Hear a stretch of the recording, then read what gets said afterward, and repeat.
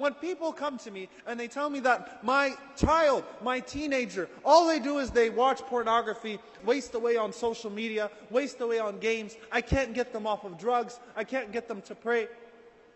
I remember a hadith of the Prophet sallallahu alaihi wasallam. شكى رجل إلى النبي صلى الله عليه وسلم بقسوة القلب. A man came to the Prophet ﷺ and said, my heart has been hardened. فَأَوْصَاهُ أَنْ يَمْسَحَ رَأْسَ الْيَتِيمِ. Rasulullah ﷺ told him, you should accompany an orphan and you should caress his head. Caressing the head, يَمْسَحَ رَأْسَ الْيَتِيمِ, the literal meaning is to caress the head. It means acquaint yourself with people that are less fortunate. Acquaint yourself with the orphans. Acquaint yourself with the problems around the world. With your brothers and sisters all over. With your brothers and sisters locally. With the homeless people and the displaced locally. Acquaint yourself with those circumstances, with those situations, with those people. And your heart will naturally be softened.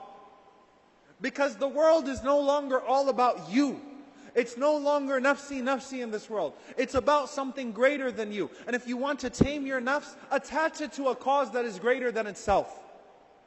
Attach it to something that is greater than its shahawat, than just its desires. So when I go online, I'm not going to waste away on idle things. You know what? I'm going to read the news.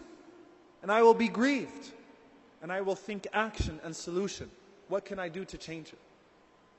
I'll be interested in what's going on around me.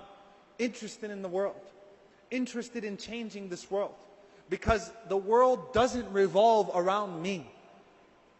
And subhanAllah, when you're in that state of mind, you know, I always remember my father. May Allah subhanahu wa ta'ala bless him and preserve him. I remember, subhanAllah, when the issue of Bosnia took place, he adopted a family from Bosnia and put them in an apartment right next to us. And we used to go daily and take groceries to them. The refugees from, and we couldn't even speak their language. We couldn't even understand what they were saying, and they couldn't understand us. But we'd go take our groceries, and he told us, you know, take your gaming consoles. Back then it was Nintendo and Super Nintendo. Things have changed. Take your Super Nintendo over. Play Super Mario with them. Hook up your Super Nintendo. Hook up your Sega. Play with them. Try to talk to them. Try to communicate to them. What do you want to buy them today? What do you want to take for them today? SubhanAllah. As we would go there, wallahi, I would be too embarrassed to ask my dad to buy me a new pair of shoes. I'm seeing these young people that were just like me, teenagers, and here they are, and they're in a country that they don't know. They've lost their parents, and they're in a foreign place, and they're living in an apartment that they don't, I mean, look at where they are. How can I then have the nerve to ask for a new pair of sneakers? The world wasn't about me anymore. It changed my entire perspective on things. I had a connection to the crisis in Bosnia. I had a connection to the issues in the ummah. And that purified my heart as a young teenager. SubhanAllah, in those moments, I never felt closer to Allah as a teenager than those moments. Wallahi.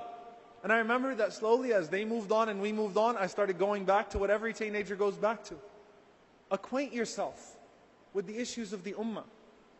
And that way, when you commit a sin, not only will you feel guilty because you wronged yourself and you did not appreciate Allah subhanahu wa ta'ala's blessings upon you, you will feel like you betrayed the ummah. And that will cause you to desist. That will cause you to hold back.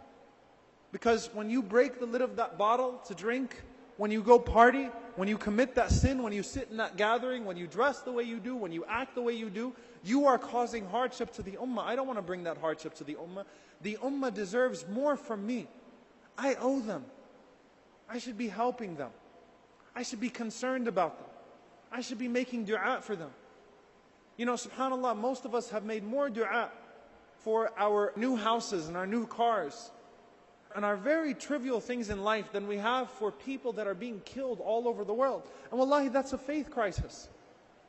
When you're more concerned about your sports team losing a game than 600, 700 people being massacred, that's a crisis of iman. That's a crisis of humanity.